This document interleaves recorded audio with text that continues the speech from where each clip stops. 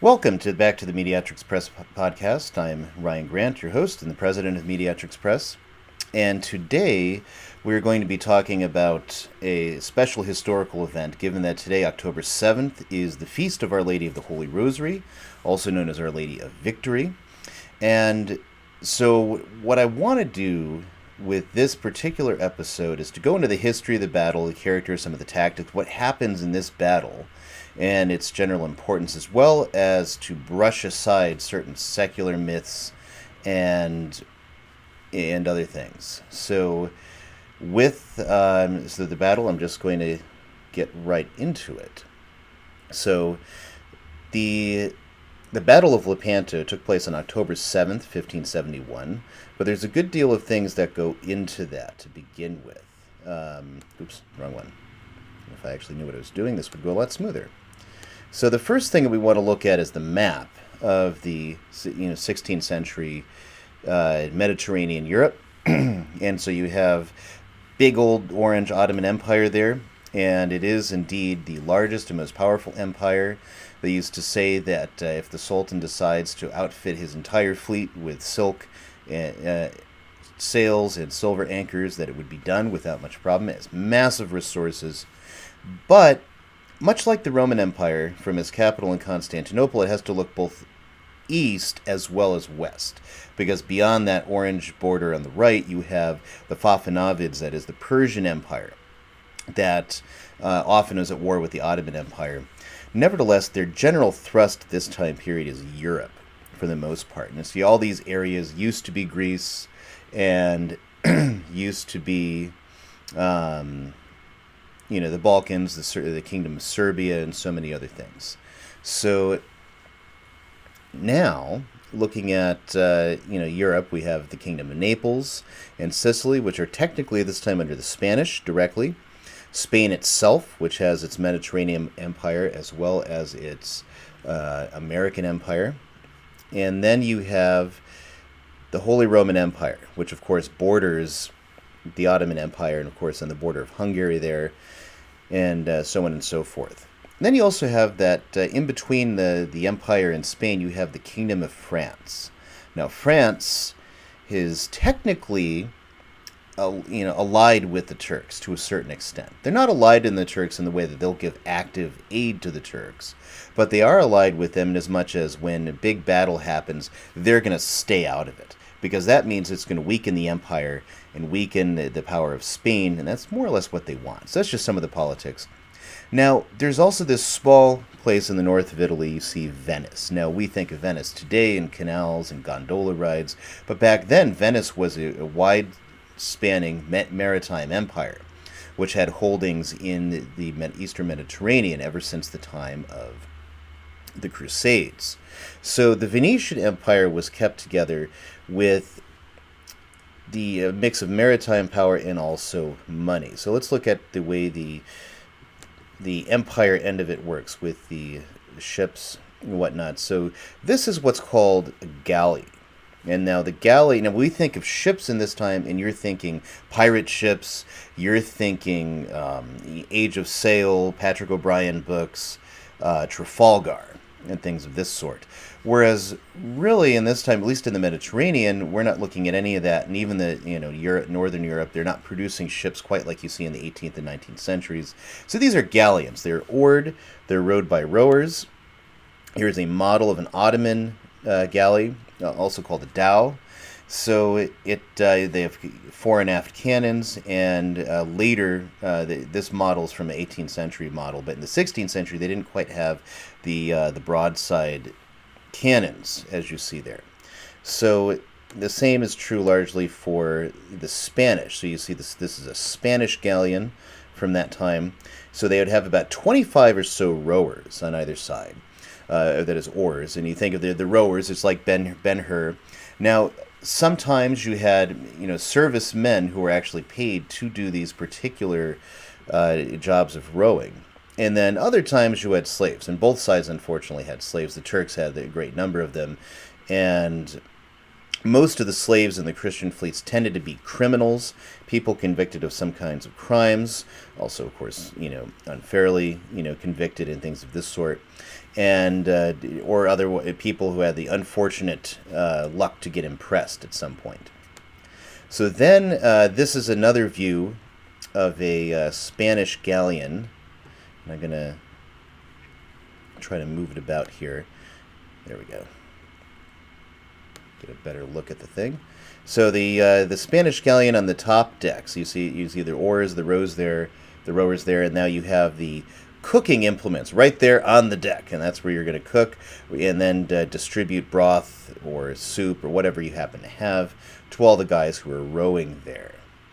Okay, and so now the Venetians had galleys that worked largely the same way, although they come up with a particular innovation that becomes very important for the Battle of Lepanto, which is the galesa.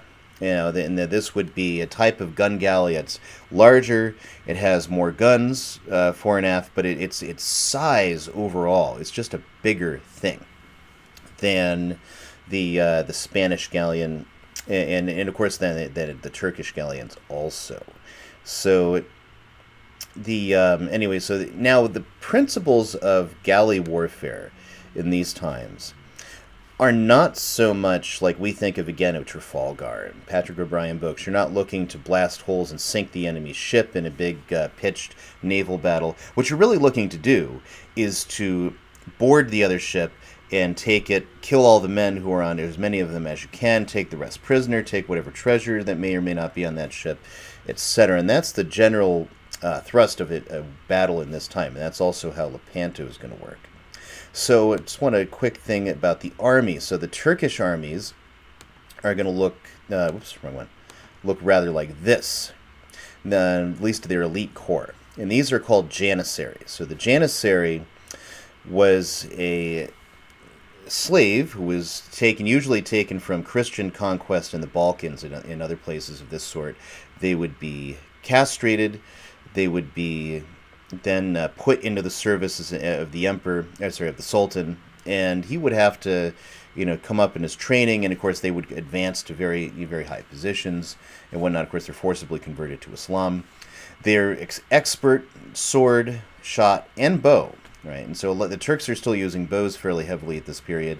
It's already waning in Europe a good bit. You do see crossbows in the battlefield in Europe, but they're pretty much on their way out. And the matchlock is what's on its way in. So here in this picture, you can actually see a Turkish janissary holding a matchlock in his right. He's got it in his right hand, and then in his left, you can see he's got the match. Now the match is a bit of rope that's been soaked in saltpeter, and it's coiled up around his arm, so that when he's ready, he's going to begin the preparations for his musket to put the primer in, and then he's going to, like you see in Civil War movies with the later flintlocks and whatnot, Kentucky rifles, and ramrod, the cartridge off his bandolier, which has gunpowder and shot in there, ram it in. Then he's going to take aim. Now he's going to uncoil the rope, stick it on the gun, take his aim, and then the trigger will bring that burning match into the pan, which will make this little spark, might take off your eyebrows, and then boom, and then that's going to shoot. That's what shoots the gun. All right, so far more working parts and maintenance than, say, a flintlock in the next century will have, and things of this sort. So, and that's more or less the guns that everyone in this period is using.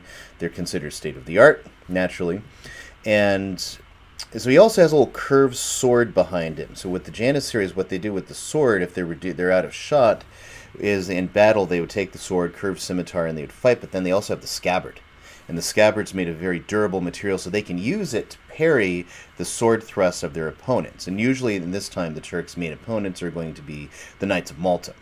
And the Knights of Malta use rapiers, and so quick action. So the scabbard is ideal for parrying those thrusts and coming in a way which the rapier can't defend against, a top cut coming down with the scimitar. So it's very ideal for fighting the Knights of Malta or other groups using rapiers. So now this picture is of Spanish troops, and it's also common gear for other European troops at the time. They're called the Tertio, or in the Spanish Tertio. So the Tertios were an evolution of the Spanish evolution of what they had seen with pike warfare in the Swiss Confederacy, and also again with the German Landsknechts. And so the Spanish tercio was basically the term itself means a third, but what it actually is referring to is there's three parts to its unit. And one unit you see pictured in the back would have a pike, and another one will have a musket, and another group will have a sword. All right, and so they'd get in a pitched battle on land. They would be in a big column, and the pikemen would be there to keep cavalry at bay. Swordmen on the sides to prevent against flanking actions, and the musketmen moving in and out of this big phalanx, shooting as they get the chance, sometimes shooting a barrage to bring down cavalry that might be approaching on the flanks and things of this sort. And it was very much one of the most invincible units on the battlefield up until a certain point in the 30 Years' War much later. So these are the troops that are going to be on the Spanish ships during the Battle of Lepanto, and similarly armed with the Papal States and Venetian ships. So, and I had one last thing to mention about the tactics of the time, are the guns. Okay, so the guns are not very heavy, but in fact very, very small calibers on a lot of the galley ships. And the reason why you have such small calibers, oops, wrong way. There we go. Obviously, I'm not a professional podcaster. I do this for fun. So the guns, what their main purpose is to take out as many troops as you can from the enemy ships. You want to take those down, and that way they're easier to board, they're easier to take, because ships are expensive, and you don't necessarily want to destroy them if it can be avoided, not to mention if they're carrying any kind of cargo.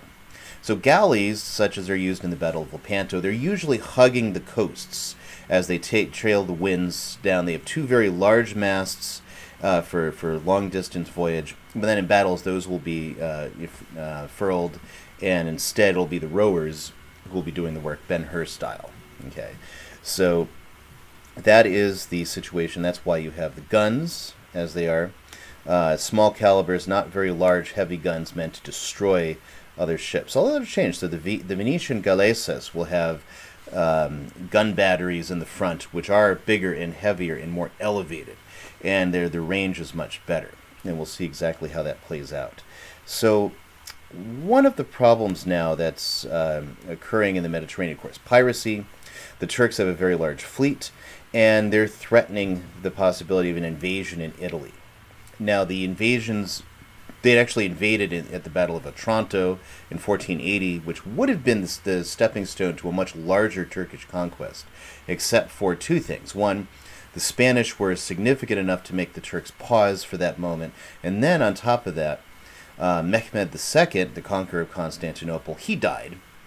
And what is always, see, in European politics, when you die, it's usually good to have more than one son. So the heir and the spare, as it were. In Turkish politics, it's almost always bad. You'd be lucky if you have one son, because there's one undisputed person to take up the throne. But unfortunately for Mehmed II, he left two. And they got in a fight, and John Muhammad, I can't remember his full name, but his name's Jean, he ends up, he doesn't get the throne. So he throws in his lot with the Knights Templar, who take care of the Hospitallers, who later the Knights of Malta. They take him off to Europe and use that as kind of a bargaining card with the Turks that, well, you can land in Italy, but then we're going to land an army with your brother, who's going to try to take the throne. And so the Ottomans paused on their Italian invasion in the 1480s. So, but now they've begun it again in earnest. And in 1565, you have the famous siege of Malta. They had a very long 4-month siege where the Knights of Malta held out, and the Turks eventually had to pack up and go home, which was an unexpected defeat for them, because the Turks had been largely undefeated, such as they were at Rhodes, where they defeated the Knights Hospitaller at Rhodes. And which led to them actually taking up their home on Malta and building their fortresses and whatnot. So now, you have, just a few years earlier, you have the siege of Malta, and Rome is very much in the eye of the Ottomans. So, because if that could fall, then the rest of Europe, they think, will be a lot easier to take. So now the next problem that we have is that European powers are divided. So you have the Pope of the time, Pope St. Pius, who was also a saint, St. Pius V. You have the king in Spain, Philip II, who owns a good portion of Western Europe. And then you have the Venetians. And the Venetians... all right, this is very unprofessional, but I have to stop and put the light on my blinds here. There. We're teleprompter free. Sorry about that. Now anyway. So the Venetians don't like the Spanish. They don't like the papacy. The Spanish keep the papacy at arm's length. So St. Pius V has tried about 7 or 8 times by 1570 to get a major alliance going, to get everybody on the right page and ready to fight the Turks. And what happens is nobody really wants to do it. The Venetians still think they can pay off the Turks to be nice and let them keep their meager possessions in the Mediterranean. Philip II has been involved with a lot of military action against the Protestants in Northern Europe, especially in the Netherlands. And also, Pius V keeps working with Catholics in England. Any adventurer comes in, says, "Hey, I want to work to unseat Elizabeth," and so Pius V will get the Spanish, say, "Hey, can you help this guy?" And the Spanish will get this adventurer and say, "Well, does this guy even know anything and about military tactics, how this stuff works?" And the Spanish get really cold on the whole thing, and Pius V gets mad. The Spanish aren't working with them to get this aim accomplished, and so they're all not happy with each other as Lepanto is coming. And so what happens to change all that is over in a far-flung part of the far-flung part of the map here. And I apologize, I'm still learning how to work with my equipment here. So you see in the bottom corner, of course, you have Syria, obviously, and you have a little island in that corner of the Mediterranean, Cyprus. Now, Cyprus is a Venetian holding. As of the time this map is made in 1580, it's a Turkish holding, because what happens is, in 1570, the Turkish armies invade Cyprus, and the Venetians were actually fairly well prepared for this, and they had their port of Famagosta holds out for about 3 or 4 months. But then their supplies run low. And finally the Venetian guns stop, and the governor of the island surrenders. And what, of course, happens when he surrenders is that he expects he's going to be given good treatment, and instead the Turks cut off his ears, cut off his nose, and flay him alive. Not a fun way to go. So now the Venetians know, we better get down here with the Pope. We better, get in with this whole thing. So finally, they all get together for a meeting. They actually manage to put aside their differences, and on 24th May 1571, the Lega Santa, the Holy League, is created in a treaty signed in there by the Spanish ambassador, the Venetian ambassador, and the Pope. So the Pope then names Marcantonio Colonna to be the head of the papal armies, and he wants him to be the head of the fleet, but the Spanish are like, no, we're not really good for that. We want our people in charge since we have most of the ships. So it ends up being the former Emperor Charles V's bastard son, Don Juan of Austria. And so Don Juan actually he's another adventurer, but he's a very competent commander and leader. So he's also the half-brother of Philip II. So Don Juan then is put in charge, and the fleet sets out in September because they have intelligence of Turkish movements in the Mediterranean. So now the Turks are looking mostly to annihilate certain positions. In Rome, Venetian spies, they knew the Turks were on the move, and they had a massive fleet in the Mediterranean around Greece, but they didn't quite know what their purpose was. Pius V is quite certain that they're coming for Rome, and eventually that would be true in any event. But really, according to the Turkish archives, what they're really after is a place called Corfu, which is along the western coast of the Balkans. And that was a major Venetian stronghold, and it would be the one thing that actually would be a thorn in the Turks' side trying to go into Italy. So now, what happens then is that there's big fallout in the Christian fleet. There's Marcantonio Colonna is really not getting along with the Venetian commander Venier, and so Venier is not happy about the way Don John does things. That's Sebastiano Venier, who's the major, later becomes a doge in Venice. He's very much concerned that Venice's pride and place and honor be put there, and Don Juan disrespects them, and they get angry at each other. And so in the meantime, on the Turkish side, the Turks had spies in Venice and in Italy, and so they're very much aware of what is going on in the creation of the Holy League. So that's why they've assembled their fleet, and their armada is there under the command of one Ali Pasha. And now Ali Pasha was married to the Sultan's daughter, and so he thought he had his way in. It was accompanied by Muhammad Soroko and Ulshish Ali Pasha, who was particularly vicious corsair who had joined the Sultan's service and made it quite a long way. And anyway, so Selim had his navy prepared to meet the Holy League whenever they would appear, and so his orders were to attack when you see them, and so they were parked over by the Bay of Patras. Okay, back, let me get the map going again. There we go. So the Bay of Patras is, of course, where that particular mark is. So what happens then is as we mentioned, the Holy League is sailed, and around 6th October they get to the Gulf of Corinth, and this is when a lot of the fireworks begin between Don Juan and Veniere, the Venetian admiral. But then they sail again, and on 7th October they see the Turks right around the Gulf of Patras. The Turks see them, so the Turkish admirals actually get into a bit of a tussle themselves. So Ali Pasha, he's had so many victories in the Mediterranean that he just looks down upon the Christian fleet. Says, we'll just wipe them right off the map. Ulshish Pasha, Ali Pasha, on the other hand, he's really not so sure, because they're in a safe place in a bay off the Gulf of Patras, which would be very dangerous for the Christians to try to enter. And they have all of these things, prepared.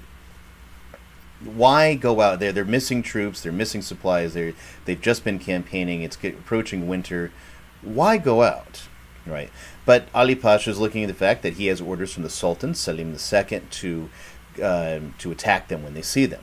Now on the Holy League side, Marcantonio Colonna is pushing for an attack. And thank you, by the way, to everyone in the live chat, but I can't manage the live chat and the discussion as well. So try to come back in the comments, and I'll try to respond there. So let's see. Don Juan is worried about the potential for a mutiny from the Venetians, so he said we can't hold off. We need to attack, and so thus the battle ensues, and they begin to draw everyone up. Oops, that's the wrong image. Here we go. So what the way that it's drawn up, you see things like I think Chesterton's poem, which we'll refer to again later, which is a wonderful poem. But he imagines the whole thing lined up with the Turks in a crescent and the Christians in a cross. And unfortunately, it wasn't that way. Be a really cool image. But that's not the way they actually lined up. So the idea of a crescent formation is actually fairly common in warfare of this time. And so the Turks, because you want to have your outer flanks embracing to try to surround and outflank the other sides of the army. And so you see there's kind of a basic crescent. This map is based on both the Turkish archives and the Christian accounts of the battle. Don Juan of Austria's notes, he kept copious notes before and after. And so they arrange it so that you have, Don Juan, Marcantonio Colonna, and Veniere are in the center with their ships, Now you have these little crosses in the middle of the two fleets. So those are the Venetian galleases, the larger gun galleys that the Turks have not encountered before, but there's only 6 of them, all told. So the idea is for these to be there to scatter and make the Turkish advance much more difficult, as well as to stop smaller boats from trying to rise up and board the Christian ships in advance of the larger ships coming in. Okay, and so and then they keep about 35 or so galleys in reserve with under the command of Santa Cruz.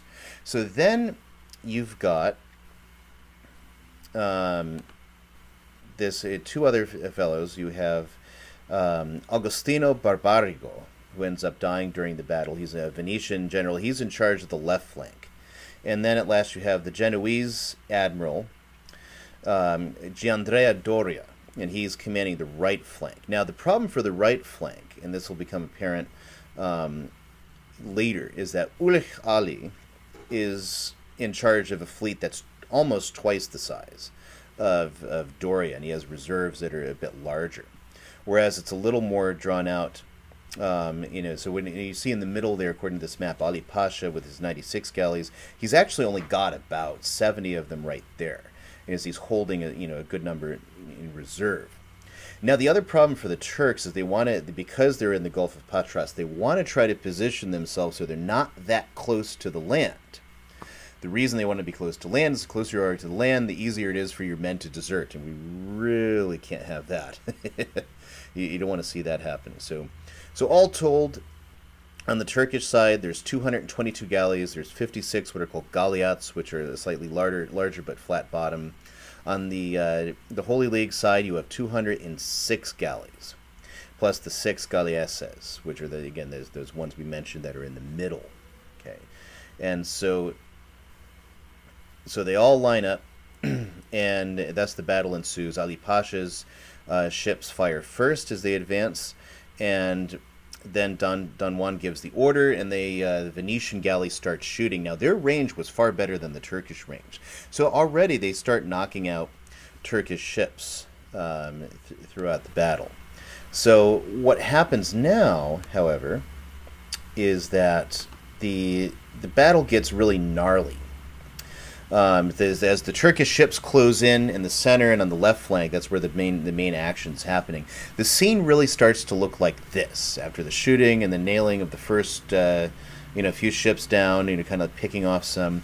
As we get closer, now the action really sets in, and often, much like in Roman times with galleys, you're turning a sea battle into a land battle. You have the gangplanks, you have the hooks, you have so many things, and this is why you have all the expert soldiers, the Janissaries on the Turkish side, and the Tertios on the Spanish side, and they're out in their like numbers amongst the Papal and Venetian troops, who are your more experienced and expert soldiers getting into it.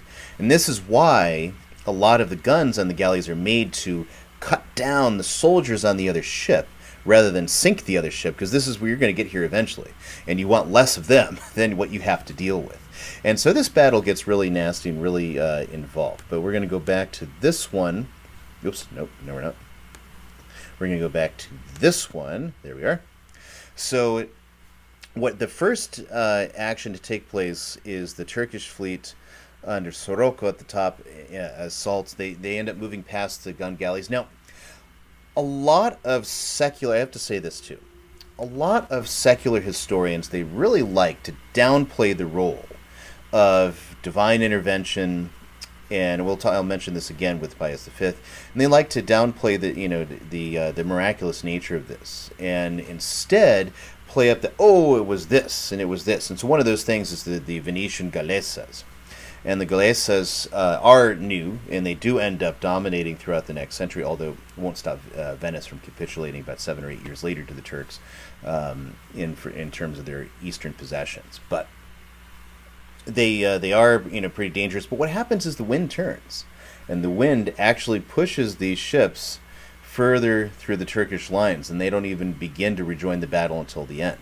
So they actually only played a small role in knocking down and picking off some of the ships in the columns as they were approaching, and just stopping those early boarding actions. So they end up sailing away. So it really is man for man on the galleys, with the Turks having overwhelming numbers and troops, and in ships, with that compared to the Christian fleet.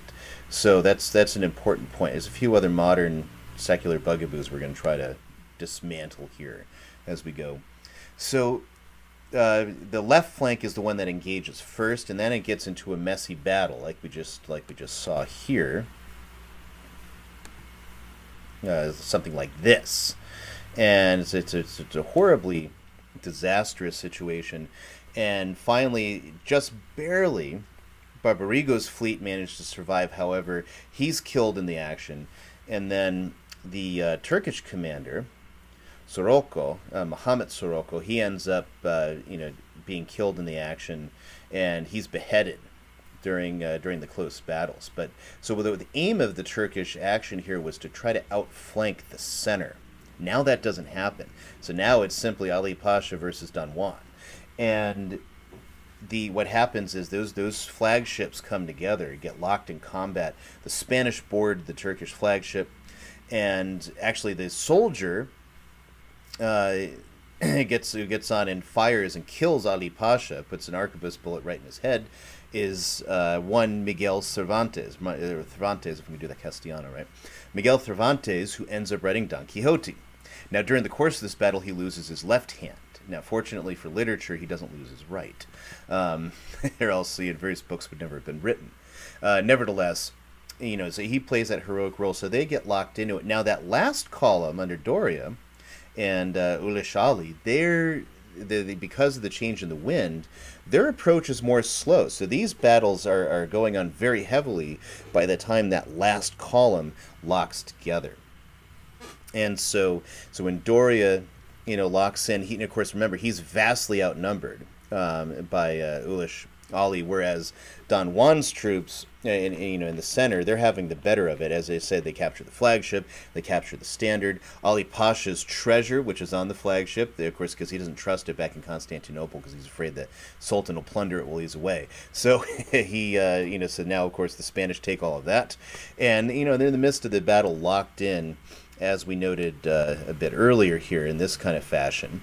And while the third column engages, and so Doria is hard put to it to survive. He does survive this battle, but Ulish Ali, in the end, ends up breaking down the galleys here under Doria. And so, although with great loss, though, they fight very valiantly. Now, by the time that battle is ended, and that bottom column there, Don Juan has mopped up the middle, and the other galleys have joined from the left flank, which have completely crushed the Turkish left. And now they begin to make their ascent downward, where they surround Ulish Ali, and so his fleet is ultimately destroyed. So the result of that, of course, is the destruction of the Turkish fleet, and it was very much miraculous. And so we do very much have to say that. So Pope St. Pius V, prior to the battle, and we know this from archival and witness things. So St. Pius V, prior to the battle, as soon as the Holy League had sailed, is already calling upon princes and peoples everywhere to say the Holy Rosary, all right, and to pray for the victory. And this was not something, so you listen to a modern historian talk about it, and they say, oh, well, that's just the Pope's spin on the whole thing to make this look like a miraculous thing. It's a triumph for Catholicism. It was a triumph for God over his enemies. And we could see it in this particular painting by Vasari. So Giorgio Vasari, one of the first art historians, I might add, who is the author of The Lives of the Artists, gives a lot of significant biographies, not impeccable as an historian, and also a decent painter, not the absolute most fabulous painter in history, but very talented still. And he really captures the scene of what's happening here spiritually. And so you could see the fleets locked together, left and right, the Holy League on the left and the Turks on the right. And you have, of course, the image of faith, right, holding, all the images of the virtues, holding the chalice and the host. So that's the image of faith, right? So the true faith. And what's she looking right up at? She's looking at the host. But through the side, if you follow a diagonal line of faith's looking through the host, what does it lead to? Now, you see above, You have Christ and saints, with Peter and Paul with their swords raised to strike the Turkish host. Now on the other side, you see the demons running. So the obvious implication here that the demons are the ones driving the Turks, driving them, to this invasion. But now God Himself has crushed His enemies, the demons. And if you look again in the lower left corner at the image of Faith staring at the chalice, and you just take a diagonal line from her eyes through the host, looking right at the defeat of the demons. See that little theological significance? The host, the Holy Eucharist, Christ's passion, is itself the defeat of the demons. And now Christ is crushing the hosts of the Turks through that battle. So it's a very impressive image that really expresses the reality, because, and you look at the raw terms of it, the Turks were undefeated in the Mediterranean. They were completely undefeated in Europe. They had tremendous advantages both in numbers. They had extremely well-trained troops, very much the opposite number of the Spanish Tertios. And there were a number of times where just one accidental little thing and the battle would have actually gone in the Turks' favor. So it wasn't the Venetian gun galleys that just, just wiped the map with the Turks, the way some historians like to present it, because they're always looking for a reason to get away from the victory of God through His Blessed Mother over the enemies of true religion, right? As we see in that depiction. So so the defeat of the Turks, and now the aftermath of the battle is interesting. So on the one hand, Ali Pasha's head is taken by Don Juan. It's paraded around amongst all the troops. There are wonderful processions in Rome. So the very feast that we celebrated at Holy Mass today, the Feast of the Holy Rosary, that was set today. The bells in Rome ring at a certain time. Sometime in the afternoon, like around 1 or 2 o'clock, because that's the time when the battle was decided, and Pius V ordered all the bells to ring in honor of the battle. And so it's still done in Rome today, actually. Although for how much longer, who knows? Everyone's rejoicing. Even the Protestants saw the value of this battle. Even so, on the English, for example, Queen Elizabeth had been making embassies to the Sultan of Morocco. He had been sending embassies to the Turks, all right, because she was looking, asking for an alliance. And of course, again, this type of alliance wouldn't be actual material help, but would be kind of like, hey, we're not going to give any aid to any of your enemies. So, but even yet, she recognized the significance of this victory and ordered the bells in London to be rung. King James VI of Scotland, who later would go on to succeed Elizabeth as James I of England as well, he actually wrote a poem about this, praising the heroic deeds, that how God would defend His own, even though he was less than pleased that it was Catholics who did so. And then you have, I'd rather conclude this way with G.K. Chesterton, before talking about the aftermath. So Chesterton wrote this wonderful poem. This is only the tail end of it. The Pope was in his chapel before day or battle broke. Don Juan of Austria is hidden in the smoke. The hidden room in man's house where God sits all the year, the secret window whence the world looks small and very dear. He sees as a mirror, or the monstrous twilight sea, the crescent of his cruel ships whose name is mystery. They fling great shadows forwards, making cross and castle dark. They veil the plumed lions on the galleys of St. Mark. And above the ships are palaces of brown, black-bearded chiefs, and below the ships are prisoners, where the multitudinous griefs. Christian captives sick and sunless, all a laboring race repines, like a race in sunken cities, like a nation in the mines. They are lost like slaves that sweat, and in the skies of morning hung the starways of the tallest gods when tyranny was young. They are countless, voiceless, hopeless, as those fallen or fleeing, on before the high king's horses in the granite Babylon. And many a one grows witless in his quiet room in hell, where a yellow face looks inward through the lattice of his cell. And he finds his God forgotten, and he seeks no more a sign. But Don John of Austria has burst the battle line. Don John pounding from the slaughter-painted poop, purpling all the ocean like a bloody pirate's sloop. Scarlet running over the slivers and the golds, breaking of the hatchets and bursting of the holds, thronging of thousands up that labor under sea, white for bliss, and blind for sun, and stunned for liberty. Vivat Hispania, Domino Gloria, Don John of Austria, he has set his people free. So that's Chesterton's line about it. The aftermath is that within 3 years, the Turks had more or less rebuilt their fleet. So historians then look to downplay the whole thing. Well, this wasn't such a big victory. After all, look, the Turks are right back doing what they're doing again. That's only partially true. Now, we mentioned earlier the Venetian citadel of Corfu, which is not too far from Lepanto. The battle at Lepanto upset the Turks such. Their confidence was down in the immediate aftermath, actually. People were fleeing into Anatolia because they were afraid that the Holy League was going to pursue it and invade Constantinople. And, of course, this didn't happen. It would have been nice if it happened, but unfortunately the Holy League was exhausted from this effort. And so they couldn't follow it up. On top of that, just a couple years later, Pope St. Pius V died, and the Lega Santa was dissolved. Venice and Spain didn't make very fast friends. Both of them didn't like the Pope. And Gregory XIII, they really didn't like his policies much either. So, so the whole thing falls apart, the Holy League. The Venetians eventually make a payment to the Turks in order to keep the trade lines open and more or less accept things. But the Turks don't actually invade Europe yet. It just...